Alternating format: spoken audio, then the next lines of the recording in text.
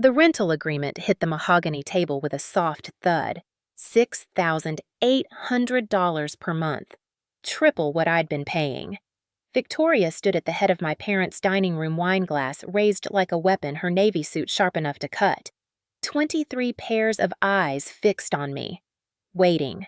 Watching. Hungry for my humiliation. "I've been more than generous, Chloe." Her voice carried that surgical precision she'd perfected in courtrooms. "Market rate is $7,000. I've subsidized your lifestyle long enough. Time to stand on your own feet." The silence that followed was thick with anticipation. My mother studied her wine. My father cleared his throat but said nothing. Aunt Patricia leaned toward Uncle James, whispering. Around the table, cousins exchanged glances that said they'd seen this coming. Victoria's lips curved into a smile. This was her moment, the grand finale she'd been orchestrating for years. In front of everyone who mattered, she would finally put me in my place. She had no idea she was about to learn where my place actually was. A smile tugged at the corner of my mouth. Victoria saw it, and her eyes narrowed, clearly annoyed that I wasn't showing the appropriate level of distress. "Actually, Victoria," I said quietly, "I think we should wait just a moment. Before you hear what happened next, if you're enjoying this story of family dynamics and long-awaited justice, please hit that like button and subscribe to hear more stories like this. Drop a comment below about a time someone underestimated you. Now, let me take you back to where this all really began. The story of how I became Victoria's landlord without her knowing started 9 years ago, long before Grandma Eleanor's hospital room, long before the inheritance, long before I had any concrete plan. It started with a comment so casual, so throwaway, that Victoria probably doesn't even remember saying it. I was 21, fresh out of college, with a degree in economics, and absolutely no idea what to do with my life. Victoria was 26, already 2 years into her position at Morrison & Klein, one of Manhattan's white shoe law firms. We were at a family brunch at our parents' country house in Connecticut. The spring air was fragrant with lilacs, and everyone was gathered on the terrace drinking mimosas and talking about Victoria's latest courtroom victory. I had been telling Aunt Patricia about an apartment building I'd walked past in Brooklyn, how I'd noticed it was being renovated, how I'd looked up the property records out of curiosity and discovered it had sold for a fraction of what I thought it was worth. I was excited, animated the way you get when you discover something that lights you up inside.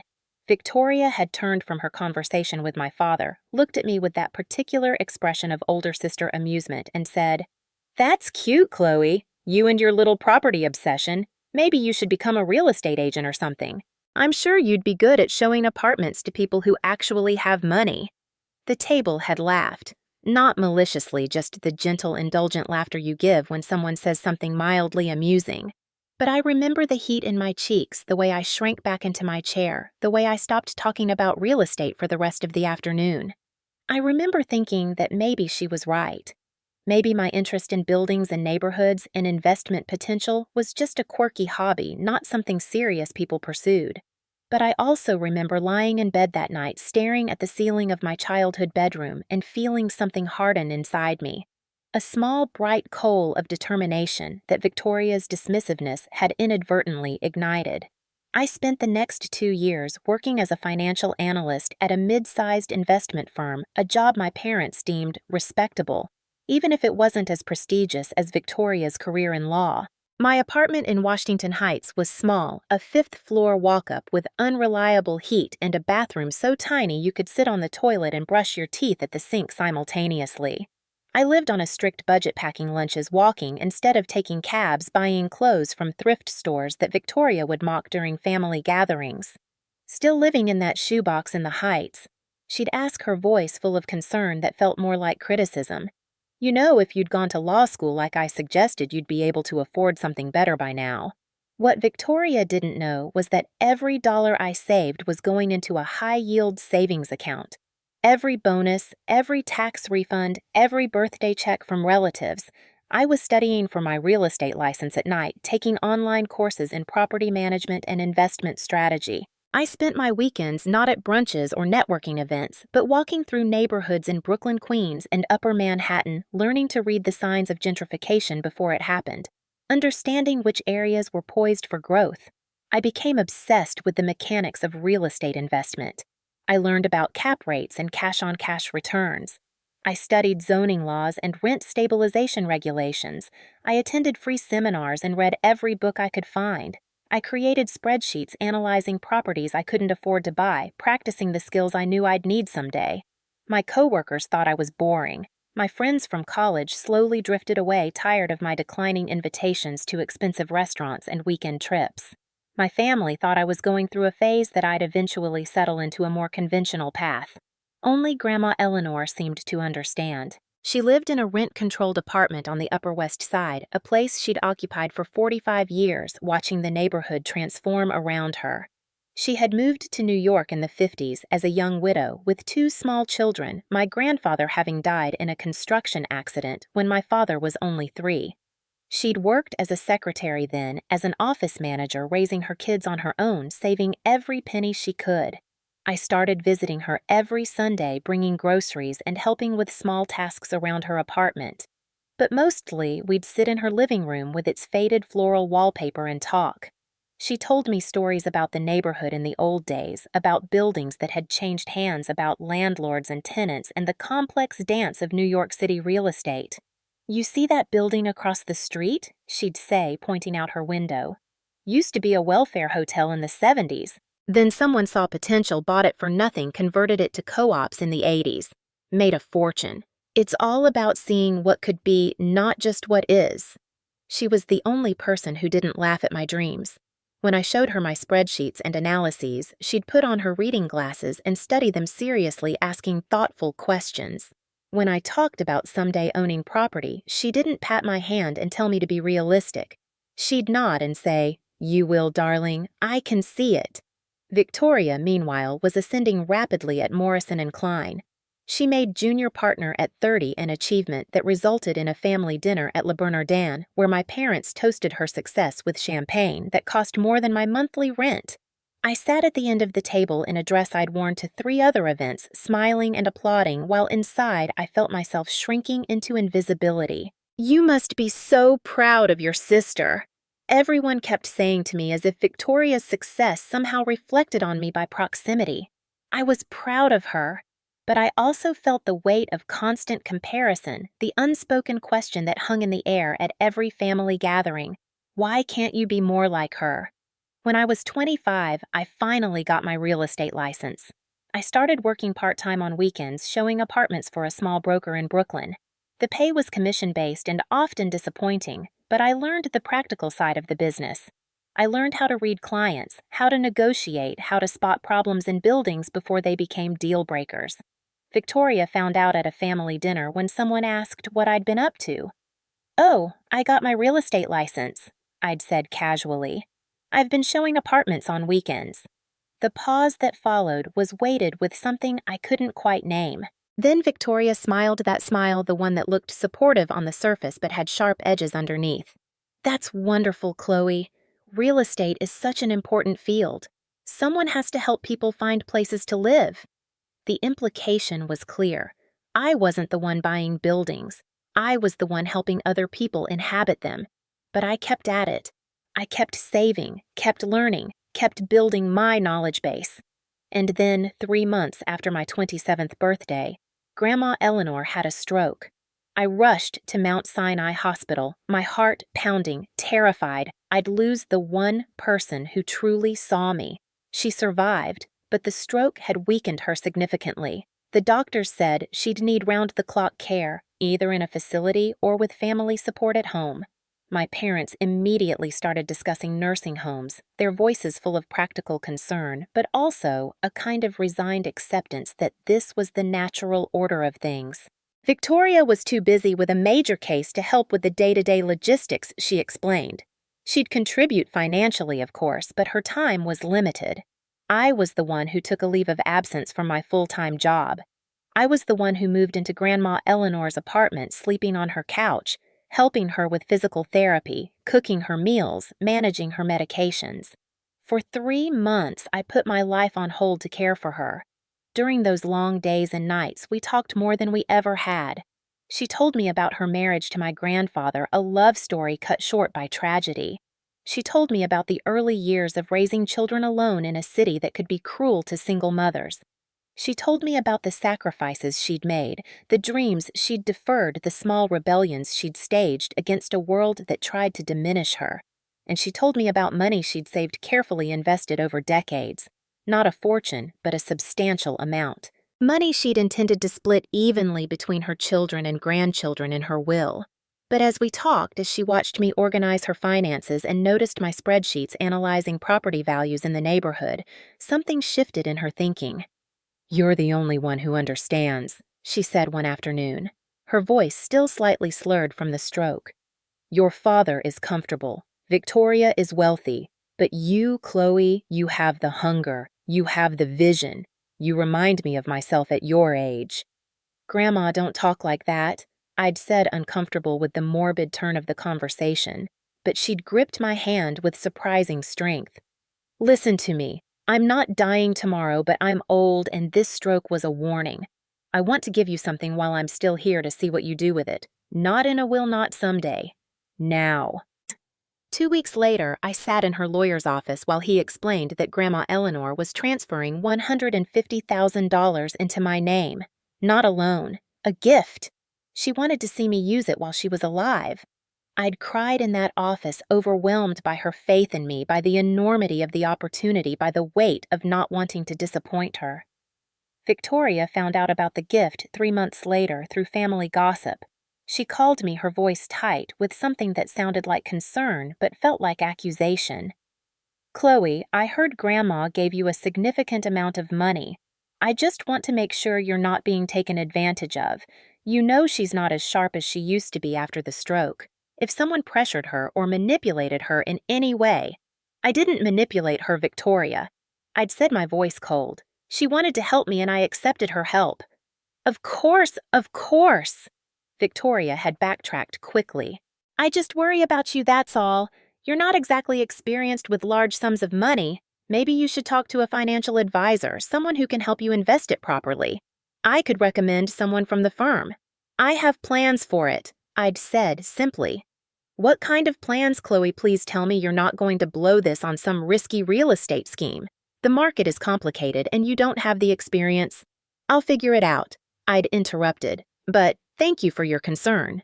The call had ended awkwardly, with Victoria clearly frustrated that I wasn't accepting her advice, but more than that, I'd sensed something else in her voice.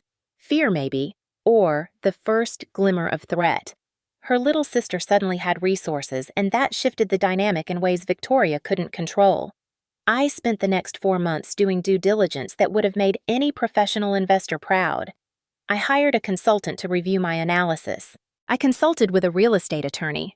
I inspected properties until I could spot foundation problems from across the street. I was methodical, careful, and absolutely certain about what I was looking for. The building on West 84th Street wasn't much to look at from the outside. A 7-story pre-war structure with 8 units, it had good bones but needed work. The family trust that owned it, which included several properties managed by Victoria, was divesting some of their smaller holdings. The building wasn't performing well financially. It had several rent-stabilized tenants' aging systems and deferred maintenance. On paper, it looked like a headache. But I saw potential. The location was excellent, close to the park, and good public transportation. The rent-stabilized tenants were elderly and would likely move out or pass away within a few years, allowing for market-rate units. With proper management and strategic renovations, the building could be transformed from a marginal investment into a solid income producer. More importantly, I saw an opportunity. Victoria had been placed in charge of managing this property 2 years earlier as part of her expanded role overseeing the family's real estate holdings. It was supposed to be a simple task, a way to diversify her responsibilities beyond the law firm. But Victoria treated property management the way she treated most things outside her legal career, as something beneath her full attention. She'd hired a superintendent and an assistant to handle the day-to-day operations, and she rarely visited the building herself. I did my research carefully. I discovered that Victoria had been submitting management reports to the family trust that were overly optimistic, smoothing over problems rather than addressing them. She'd been collecting a management fee for a property that was slowly deteriorating under her inattention. The trust run by my father and uncle had accepted her reports without much scrutiny. After all, Victoria was the successful one, the trustworthy one. Why would they question her? I also discovered that the building where I'd been living for 2 years, a small studio apartment that I rented at a family discount rate, was in this same building. Victoria was technically my landlord. She brought it up occasionally, usually in the context of reminding me how fortunate I was to have family support. "You know the market rate for your unit is probably $3,000 a month," she'd mentioned at last year's Thanksgiving dinner. "You're paying, what, $1,500, that's family charity, Chloe. I hope you appreciate it." I did appreciate it, but I also started to notice how she wielded this power she had over my housing. It was subtle, never quite crossing into outright abuse, but always there in the background, a reminder that I was dependent, that I should be grateful that she controlled something fundamental to my security. That's when the idea first took shape. What if I could turn the tables? What if Victoria's inattention to her property management duties created an opportunity for me? I approached the family trust through a lawyer, structuring the purchase through an LLC to keep my identity obscured. Riverside Holdings made an offer for the building on West 84th Street, a fair price based on the property's actual condition rather than Victoria's optimistic projections. The trust, eager to simplify their portfolio and remove a marginal performer, accepted. The sale closed on a Tuesday afternoon in September. I sat in the lawyer's office signing document after document, my hand trembling slightly as I realized what I was doing. With this purchase, with the financing I'd secured using Grandma's gift as a down payment, I became the owner of the building where I lived. I became Victoria's landlord, and she had no idea. The first year was terrifying. I had a mortgage, 8 tenants depending on me, and aging building systems that needed attention. I worked my full-time analyst job during the day and managed the property at night and on weekends. I learned about boiler repairs and roof maintenance and tenant disputes. I learned that owning property was different from analyzing it, that the reality was messier and more complicated than any spreadsheet could predict. But I also learned that I was good at it. I had a knack for anticipating problems before they became crises. I built relationships with my tenants, understanding their needs and concerns. I invested in smart renovations that improved the building's value without displacing the rent-stabilized residents. Slowly, the property began to perform better than it had under the trust's ownership. Victoria never noticed the change in ownership. The rent checks were now made out to Riverside Holdings instead of Sterling Family Trust, but she didn't handle that level of detail. Her assistant processed the payments, and Victoria simply reviewed summary reports. She was too busy winning cases and earning accolades to pay attention to the mundane details of property management. At family gatherings, she still mentioned the building occasionally, still positioned herself as my beneficent landlord, still reminded me of the family discount I was receiving. And I said nothing. I just smiled and nodded and let her believe she had power she no longer possessed. Grandma Eleanor was the only one who knew the truth. I told her the day the sale closed, bringing the paperwork to show her. Her eyes had lit up with a fierce pride I'll never forget. "You clever girl," she'd whispered, her hands shaking as she held the deed. "You brilliant, patient, clever girl. Don't tell anyone else, not yet. Wait for the right moment." "When will that be?" I'd asked. "You'll know," she'd said. "People like Victoria, they can't help themselves. They'll create the perfect moment for you if you just wait long enough." She died 8 months later, peacefully in her sleep, in her rent-controlled apartment overlooking West End Avenue. The funeral was a large affair with family and friends from across the decades of her life. Victoria gave a moving eulogy about her grandmother's strength and resilience. I sat in the front row and cried, mourning not just the loss of my grandmother, but the loss of the only person who truly understood what I was building. In her will, Grandma had left equal amounts to all her grandchildren, modest sums that wouldn't change anyone's life. But she'd included a note specifically for me, handwritten in her shaky script. "You don't need my money anymore, darling. You have something more valuable. You have vision, patience, and the courage to see it through. Make me proud." I carried that note in my wallet for years. The second year of owning the building brought new challenges and opportunities. 2 of the elderly, rent-stabilized tenants passed away within months of each other. Their apartments after the required waiting period could be renovated and rented at market rate. I oversaw the work, carefully updating kitchens and bathrooms, refinishing floors, modernizing the spaces while respecting their pre-war character. The market rate apartments brought in significantly more revenue. I used the increased cash flow to install a new boiler system, the old one having finally given up during a brutal January cold snap.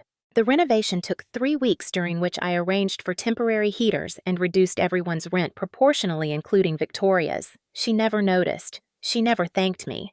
She simply accepted the improved heat as her due when the system came back online.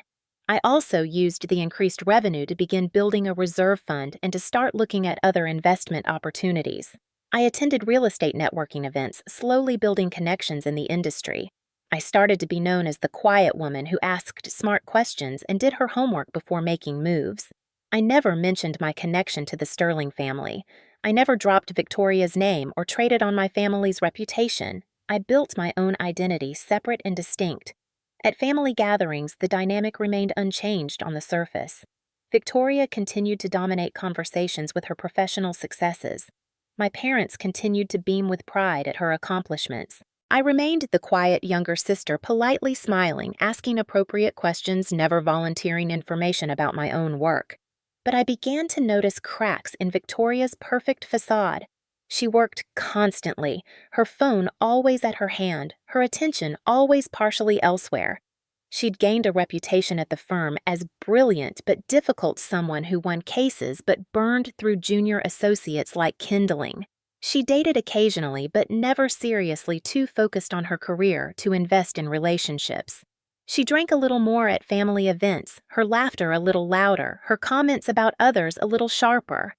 One Thanksgiving, when she'd had 3 glasses of wine, she'd turned to me with something almost vulnerable in her eyes. "Do you ever feel like you're running on a treadmill, Chloe? Like no matter how fast you run, you're not actually getting anywhere?" I'd been surprised by the question, by the rare glimpse beneath her armor. "Sometimes," I'd admitted. "I thought making partner would fix it." She'd continued her words, slightly slurred. "I thought once I proved myself, once I had the title and the money and the respect, I'd feel different. But I don't. I just feel tired." For a moment, I'd felt genuine sympathy for her. But then she'd looked at my outfit, a simple dress from Macy's, and the vulnerability vanished, replaced by the familiar condescension. "But at least I'm tired in a penthouse apartment, right? Not some little studio in a building the family practically gives away." The moment of connection evaporated. I realized that Victoria's brief vulnerability hadn't been an invitation to real sisterhood. It had been a fleeting weakness she'd immediately needed to cover by reasserting her superiority over me. That's when I started to understand that Victoria's cruelty wasn't really about me. It was about her own insecurity, her own fear that she wasn't enough despite all her achievements. But understanding the psychology didn't make it hurt less. It didn't erase years of dismissive comments and subtle put-downs. It didn't change the fact that she'd used her position as my landlord as just another way to maintain power over me. The 3rd year brought another development. My father decided to step back from active management of the family trust, and he appointed Victoria as the primary trustee. This gave her even more authority over the family's real estate holdings, a responsibility she accepted with great fanfare at a family dinner. "I'm going to professionalize our approach," she'd announced, clearly relishing her expanded role. "Too many of our properties have been underperforming due to sloppy management. I'm going to implement new systems, bring in consultants, maximize our returns." I'd listened quietly, knowing that the building she'd once managed was no longer part of the trust, knowing that when she reviewed the portfolio, she'd find a hole where that property used to be. But apparently, 3 years later, she still hadn't noticed. The property had been so peripheral to her concerns, so beneath her notice, that its absence hadn't registered. Or had it? I sometimes wondered if Victoria had seen the change in the records, but assumed it was an administrative error, something not worth her time to investigate. The building had been marginal after all. Why would she waste her energy on it when she had bigger concerns? That summer, I bought my 2nd property, a small building in Crown Heights with 6 units purchased at a foreclosure auction. It needed even more work than my first building, but I'd learned so much by then. I knew how to evaluate contractors, how to navigate the permit process, how to project renovation costs and timeline. I was confident in ways I'd never been before. I formed a second LLC for the new property, keeping my business interests compartmentalized and professional. I hired a part-time assistant to help with administrative work.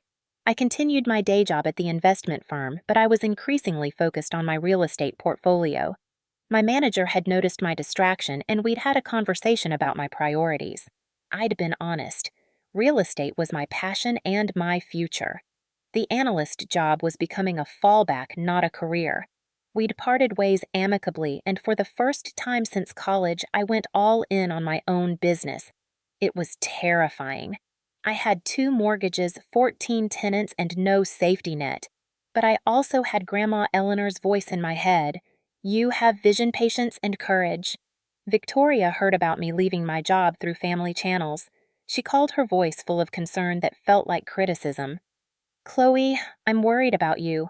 Quitting your job in this economy that seems incredibly reckless. You know you can't make a living as a part-time real estate agent, right? The competition is brutal. I'm not working as an agent anymore, I'd said carefully. I'm managing properties. What properties? Victoria had asked, a sharp edge to her voice. Just some buildings I've invested in. There was a long pause. Then Victoria had laughed a brittle sound. Invested in Chloe, please tell me you didn't spend Grandma's gift on real estate in this market. Do you have any idea how risky that is? You could lose everything. I'm aware of the risks, I'd said evenly. Are you? Because I don't think you are. This isn't a game, Chloe. This is real money, real consequences. You should have talked to me first. I could have connected you with professionals who actually know what they're doing.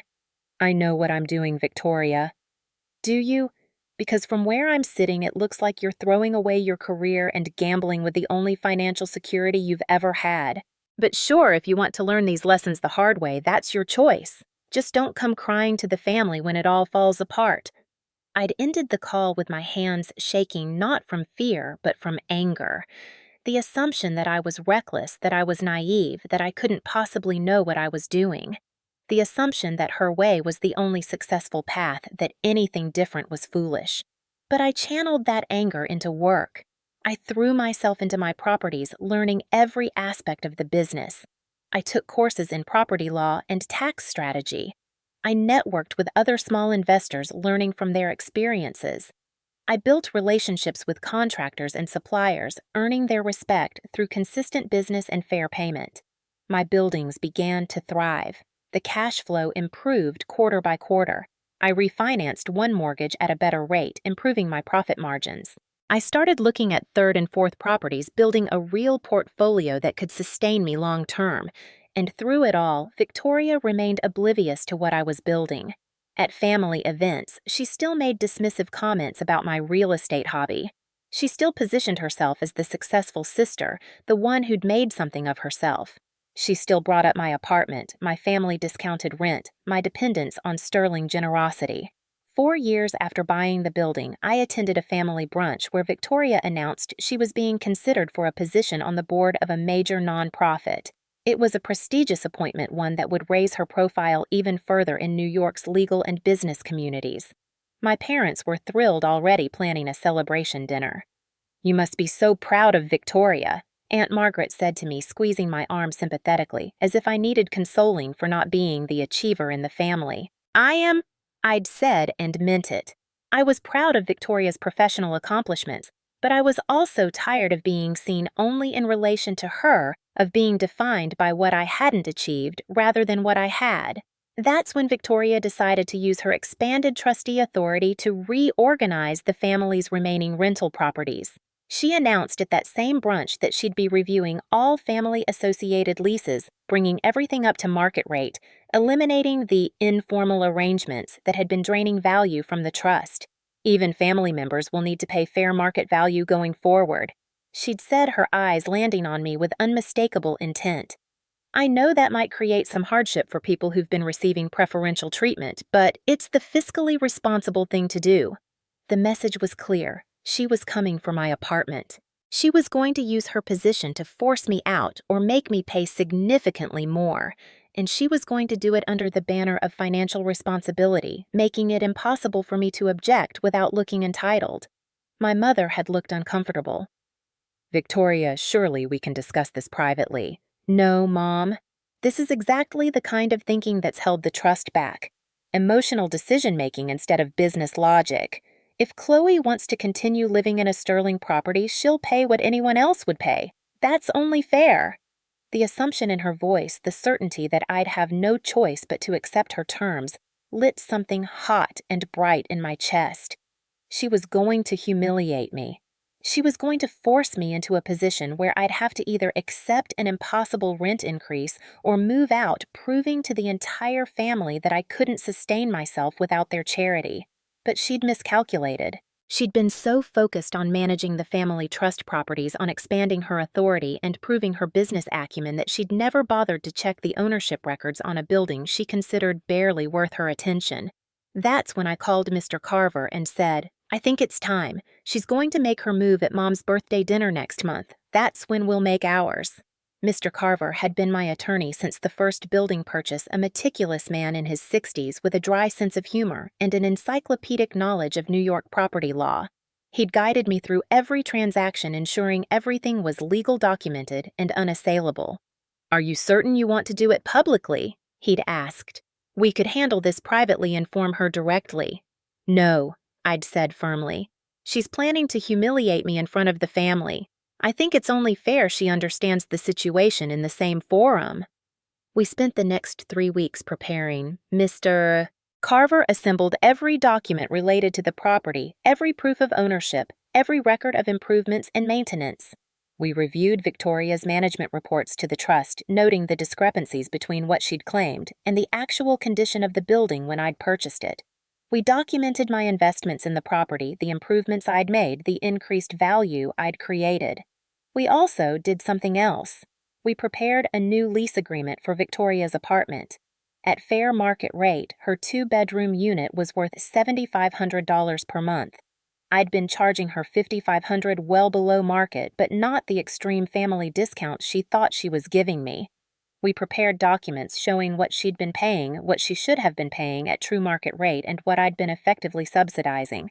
The irony was almost too perfect. While Victoria had been congratulating herself on the charity she was extending to me through my low rent, I'd been extending a much more substantial subsidy to her, and she'd never known. "This is going to be quite a shock for her," Mr. Carver had said, reviewing the documents one final time in his office. "Are you prepared for the fallout?" "I've been preparing for 5 years," I'd replied. The night before my mother's birthday dinner, I couldn't sleep. I lay in my apartment, the apartment in the building I owned, and thought about everything that had led to this moment. The years of being dismissed and diminished, the countless small cruelties, the casual put-downs, the constant message that I was less than. The way Victoria had wielded her position as my landlord like a weapon, a constant reminder of my dependence. But I also thought about what I'd built. 2 buildings now worth significantly more than I'd paid for them. A growing reputation in real estate investment circles. A business that was not only sustainable, but expanding. I'd done it quietly, without fanfare, without demanding recognition. But I'd done it. The next evening, I dressed carefully for the dinner. Not in my usual understated style, but in a new dress I'd purchased specifically for the occasion. Navy blue, well-tailored, expensive, but not showy. I wanted to look like someone who belonged at the table, someone who deserved to be taken seriously. I arrived at my parents' townhouse on the Upper East Side at exactly 7. The dining room was set with the best China fresh flowers adorning the sideboard candles flickering on the table. 23 family members filed in the usual mix of parents, siblings, aunts, uncles, and cousins. Victoria arrived 15 minutes late, making an entrance in her power suit fresh from the office with apologies about a late client meeting. Dinner proceeded normally through the first courses. Conversations about business and grandchildren politics and vacation plans. My mother was toasted for her 65th birthday. Gifts were presented and exclaimed over. I watched Victoria throughout, noting the way she held court at one end of the table. The way people leaned in when she spoke, the way my father nodded approvingly at her comments about market conditions and investment strategies. Then, as dessert was being served, Victoria stood. She tapped her wine glass with her knife, commanding attention. I felt my phone buzz in my lap. Mr. Carver's text. In position. Ready when you are. Before we finish this lovely evening, Victoria began, her voice carrying that particular blend of warmth and authority she'd perfected. I want to take a moment to discuss something important. As many of you know, I've recently taken over primary management of the family trust's property portfolio. Nods around the table, murmurs of approval. I've been conducting a comprehensive review of our holdings, and I've identified several areas where we can improve our returns.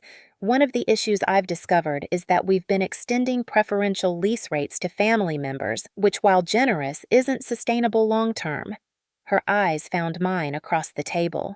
I know this might be uncomfortable to discuss in this setting, but I think transparency is important.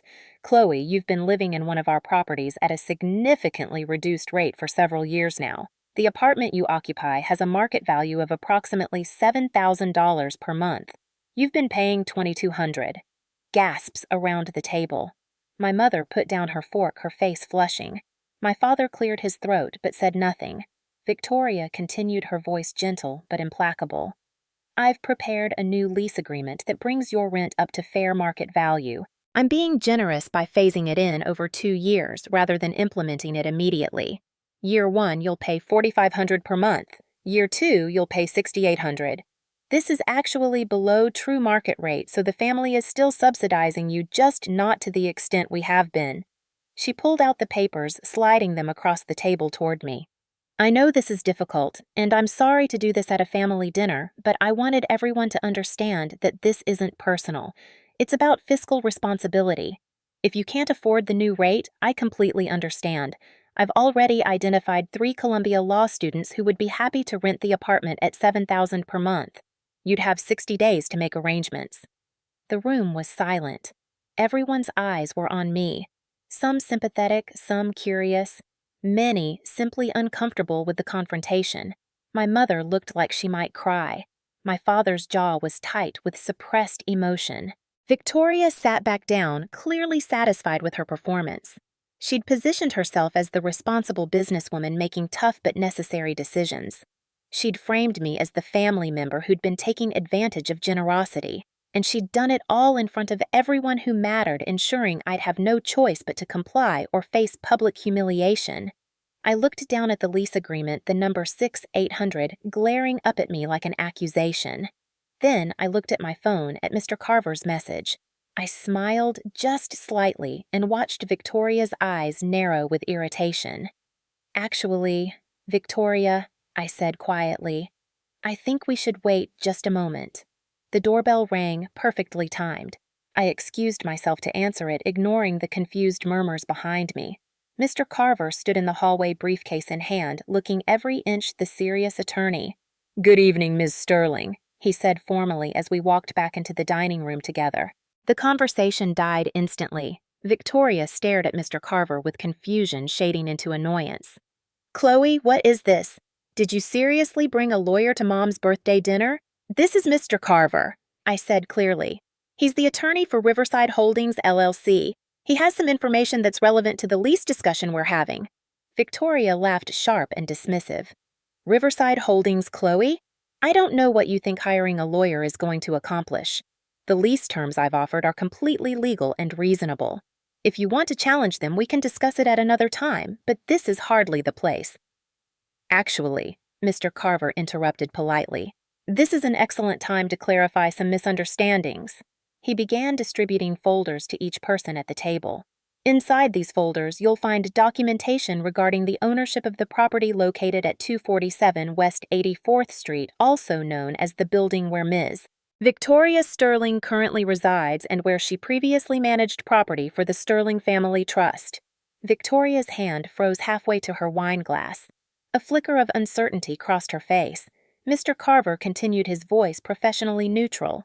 "The Sterling Family Trust sold this property approximately 5 years ago to Riverside Holdings, LLC. The sale was properly recorded with the city. All taxes and fees were paid, and the title transferred legally and completely. Riverside Holdings has owned and managed the property since that time.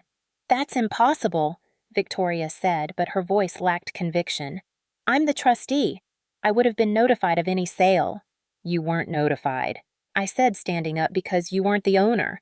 You were the property manager, and you didn't notice the sale because you were too busy with your law career to pay attention to what you considered a minor underperforming asset. The room was utterly silent now. My father reached for the folder, opening it with shaking hands. My mother looked between Victoria and me, comprehension slowly dawning. The property was sold to Riverside Holdings 5 years ago, Mr. Carver continued. The owner and sole member of Riverside Holdings LLC is Chloe Sterling. For a moment, nobody moved. Then the room erupted. What? My father said sharply. This can't be real, my mother whispered. Oh my God, Aunt Patricia breathed.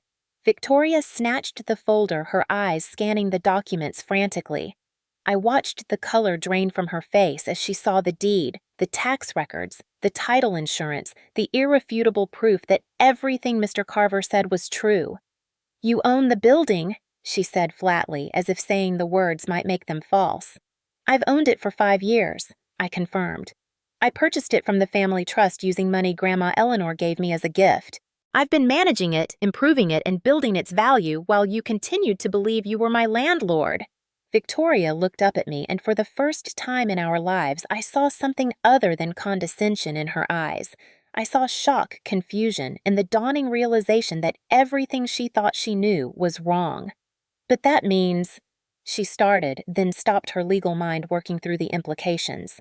That means, I said gently, that for the past 5 years you've been paying rent to me. You've been living in my building, Victoria. I've been your landlord. The silence that followed was profound. Then my father spoke, his voice strained. Chloe, is this true? Completely true, Dad. Every document Mr. Carver brought is authentic and verifiable. I own the building. I've owned it since shortly after Grandma died. Why didn't you tell us? My mother asked, her voice small. Would you have believed me? I asked simply. 5 years ago, if I'd told you I was buying investment property, would you have taken me seriously? Or would you have done what Victoria just did, assumed I was being reckless and naive? Nobody answered. Victoria was still staring at the documents, her hands trembling slightly. You let me think I was doing you a favor. You let me patronize you about the family discount, about being your landlord, about subsidizing your lifestyle. Yes, I said. I did. Because I wanted to see how far you'd go. I wanted to see if you'd ever question your assumptions about me. And tonight, you showed me exactly how you saw me. Someone who needed to be taught a lesson. Someone who was taking advantage. Someone who deserved to be publicly humiliated into compliance. This is unbelievable, Victoria said, her voice rising. You've been lying to me for 5 years. I haven't lied once, I corrected. I simply didn't volunteer information you never bothered to ask for. You assumed you knew everything because you always assume you know everything. You were too busy looking down on me to notice I'd climbed higher than you ever realized. Mr. Carver cleared his throat. If I may, there's one more relevant piece of information. He produced another document.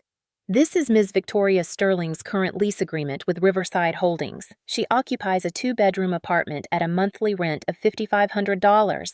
According to current market analysis, the fair market value of this unit is approximately $7,500 per month. Ms. Chloe Sterling has been providing her sister with a 40% discount on rent for the past 5 years. The irony landed like a bomb. Victoria had accused me of receiving charity while I had been the one providing it, and she'd never known. So when you stood up tonight, I said to Victoria, and talked about bringing my rent up to market rate, about eliminating preferential treatment, about fiscal responsibility, you were talking about a property you don't own. You were trying to evict me from my own building, and you were doing it while living in an apartment where I've been subsidizing your rent by $2,000 a month for 5 years. Victoria's face had gone from white to red, a flush of humiliation creeping up her neck.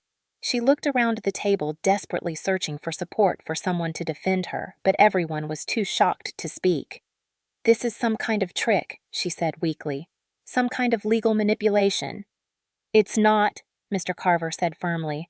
Everything was done properly and legally. Ms. Sterling purchased the property at fair market value.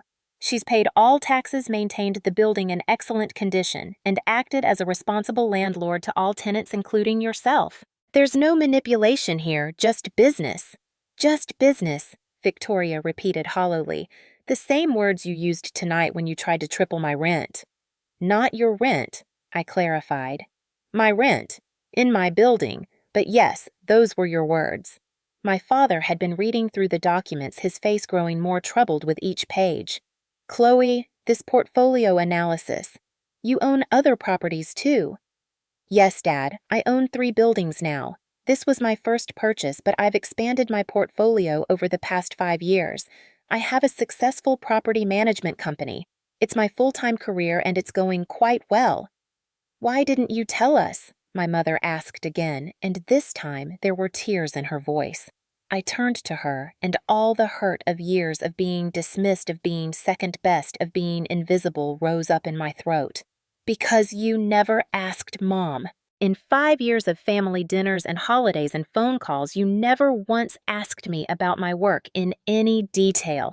You asked Victoria about her cases, her clients, her achievements, but me, you'd ask if I was still showing apartments or if I'd found a nice young man to settle down with. You never took my career seriously because you never took me seriously. That's not fair, my father said, but his voice lacked conviction. Isn't it, Dad? When was the last time you asked me about my business?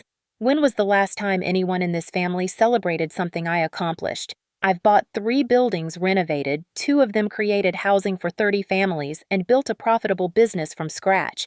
And none of you knew because none of you were looking. The truth of it hung in the air, undeniable and uncomfortable. My parents looked at each other, then away. Aunts and uncles suddenly found their dessert plates fascinating. Only a few of my younger cousins watched with wide eyes, perhaps seeing something shift in the family dynamics that they'd taken for granted their whole lives. Victoria had been silent, still staring at the documents as if they might spontaneously combust and solve her problems. Finally, she spoke, her voice barely above a whisper. What happens now? That depends on you, I said. Your lease with Riverside Holdings is valid and will remain in effect. I have no intention of raising your rent or evicting you. You're a good tenant. You pay on time, you maintain the apartment well, and despite what you think of me personally, I don't use housing as a weapon. Unlike me, Victoria said bitterly.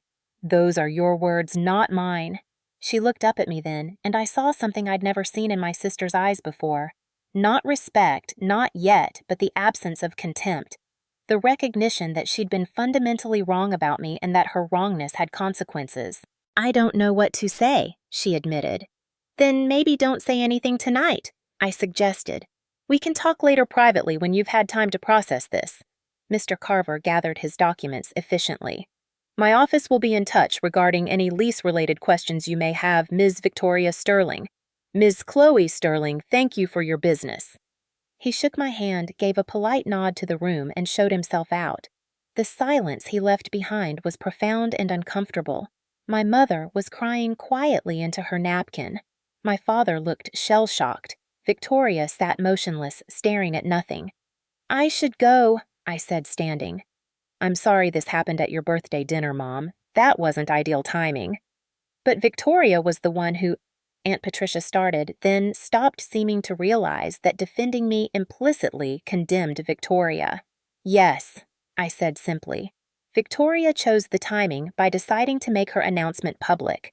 I simply responded in the same forum. I walked toward the door, then paused and turned back.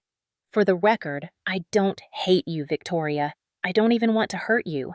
But I'm done being small so you can feel big. I'm done pretending that your success is the only success that matters in this family. I'm done accepting that my achievements don't count because they're not the same as yours. Chloe, my mother started. No, Mom, I need to say this. I spent my entire adult life trying to earn the respect and approval of this family. I worked hard, I made smart choices, I built something real and valuable, and it never mattered because it wasn't what you wanted me to do. It wasn't flashy or prestigious enough. Tonight, Victoria tried to humiliate me for not living up to her standards, but the truth is, I've been living up to my own standards all along. You just never noticed. I left then, walking out into the October night with my head high and my heart pounding. Behind me, I could hear the explosion of voices as the family finally broke their shocked silence. I didn't care what they were saying. For the first time in my life, their opinions didn't have the power to diminish me. The next few days were chaotic. Victoria sent a formal letter through her own attorney requesting verification of all the ownership documents. Mr. Carver provided everything professionally, and Victoria's lawyer confirmed what she already knew. The purchase was legitimate, the ownership was unassailable, and I had been her landlord for 5 years. My mother called crying, asking why I felt I had to humiliate Victoria in front of the family. "She humiliated herself, Mom," I said quietly. "I just provided facts. The humiliation came from her own assumptions and her own actions." My father wanted to meet for lunch to discuss the situation. We sat in an upscale restaurant in Midtown, uncomfortable in our business attire and the formality of the setting. "I don't understand why you kept this secret," he said after we'd ordered. "It wasn't a secret, Dad. It was private information about my business. Victoria didn't broadcast every client she took on or every case she won before they happened. I didn't announce every property I bought before I closed on it. That's normal business practice." "But we're your family." "Are we?" I asked. "Because family is supposed to support each other, believe in each other, celebrate each other's successes. When I told you I was interested in real estate, you suggested I become an agent. When I got my license, Victoria laughed. When I left my analyst job to focus on property management, you all assumed I was making a mistake. At what point in my life did you give me a reason to trust you with my dreams?" He had no answer for that. We finished lunch in uncomfortable silence. Aunt Patricia surprisingly called to apologize. "I've been thinking about all the times I asked about Victoria's career and never asked about yours," she said. "I'm sorry, Chloe. I didn't realize I was participating in making you invisible." Her apology meant more than my parents' defensive confusion because it acknowledged something real. It recognized the pattern, the systematic dismissal, the years of subtle messaging that my path was less valuable. Victoria didn't call for 2 weeks. Then she sent a text, "Can we talk not about the property, about us?" We met at a coffee shop in neutral territory, a bustling place in Greenwich Village where we wouldn't run into anyone we knew. Victoria looked tired with dark circles under her eyes and her usually perfect hair pulled back in a messy ponytail. "I've been seeing a therapist," she said without preamble, both hands wrapped around her coffee cup. "I've actually been seeing her for about 6 months since before the dinner. Work stress mostly. But after what happened, we've been talking about family dynamics, about competition, about why I needed to diminish you to feel secure in myself." I said nothing, just waited. "I think I saw you as competition from the moment you were born," she continued, her voice shaking slightly. "Mom and Dad made such a big deal about me being the smart one, the achiever, the star, and I became addicted to that validation. Every accomplishment was a hit of approval, and I needed more and more of it to feel okay about myself."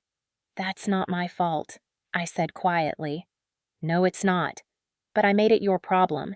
When you started showing interest in real estate, when you got passionate about something, I felt threatened. What if you became successful in your own right? What if they started paying attention to you? I'd lose my special position." She took a shaky breath. "So I diminished you. I made your interests seem like cute hobbies instead of serious pursuits. I used every advantage I had, including being your landlord, to maintain that I was above you, that I was the successful one, and you were the one who needed help. It was cruel, Chloe. It was systematically, deliberately cruel, and I'm so deeply sorry." I wanted to be moved by her apology. Part of me was. But another part, the part that had endured years of subtle cruelty, remained wary. "Words are easy, Victoria. Behavior is harder." "I know. That's why I'm telling you this isn't a one-time apology. It's the beginning of work I'm doing to change. I can't erase the past. I can't take back the comments or the condescension or the way I made you feel invisible, but I can try to be different going forward." "Can you? Because Victoria, you weren't just mean to me. You built your entire identity around being better than me. If you let go of that, who are you?" She flinched as if I'd slapped her. "I don't know. That's what I'm trying to figure out in therapy. Who am I without the constant need to prove I'm the best? Who am I without the performance? We talked for 2 hours. It wasn't healing exactly. Wounds that deep don't close with a single conversation, no matter how honest. But it was something, a small first step toward the possibility of a real relationship based on respect rather than hierarchy. Victoria continued to rent her apartment from Riverside Holdings. She paid on time, maintained her lease, and slowly, painfully, we rebuilt some kind of relationship. Not the sisterhood we might have had if we'd grown up differently, but something honest at least. She worked on her need for validation. I worked on my boundaries and my willingness to be visible, even when visibility felt uncomfortable. My parents struggled the most with the shift. They'd built their family narrative around Victoria's success, and having to revise that story to include my achievements challenged their entire framework. Slowly, grudgingly, they began to ask about my work, to listen when I talked about my properties, to recognize that I'd built something valuable on my own terms. The family dynamics didn't transform overnight. Some relatives remained convinced that what I'd done at the birthday dinner was unnecessarily dramatic. Others began to share their own stories of feeling overlooked or dismissed in favor of more obviously successful siblings. The truth I'd exposed had consequences beyond just Victoria and me. It forced the entire family to examine patterns they'd taken for granted. I continued to expand my property portfolio. I developed a reputation in the industry as a smart strategic investor who focused on overlooked neighborhoods with potential. I mentored other young women interested in real estate, sharing the knowledge I'd gained and the lessons I'd learned. I created the kind of life I'd dreamed about in those early days, walking through Brooklyn neighborhoods and imagining possibilities. 5 years after that birthday dinner, Victoria and I can share a meal without the old dynamics poisoning the conversation. We're not best friends. We're probably never going to be truly close. But we can coexist with mutual respect, which is more than I thought possible for a long time. More importantly, I learned to define success on my own terms. Not by Victoria's standards, not by my parents' expectations, not by anyone's measure, but my own. I learned that sometimes the quietest victories are the sweetest, that patience is its own kind of power, and that you don't need anyone's permission to build the life you want.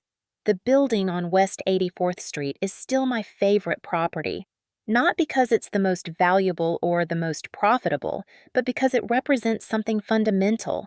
It represents the moment I stopped accepting other people's assessments of my worth and started building proof they couldn't ignore. Victoria still lives there. Her rent is still below market value, though she's offered multiple times to pay more. I've refused each time. Not because I'm being charitable, but because the relationship isn't about money. It's about the fact that every month when she writes that rent check, we both understand something that was invisible for years. Power isn't always where you think it is.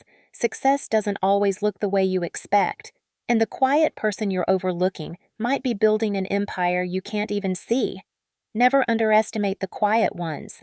We're not silent because we have nothing to say. We're silent because we're busy building empires you can't even see yet. So tell me, has someone in your life ever underestimated you? Have you ever had to prove your worth to people who should have seen it all along? Share your story in the comments below. And if this resonated with you, hit that like button and subscribe for more stories about finding strength in unexpected places. Your quiet revolution might be closer than you think.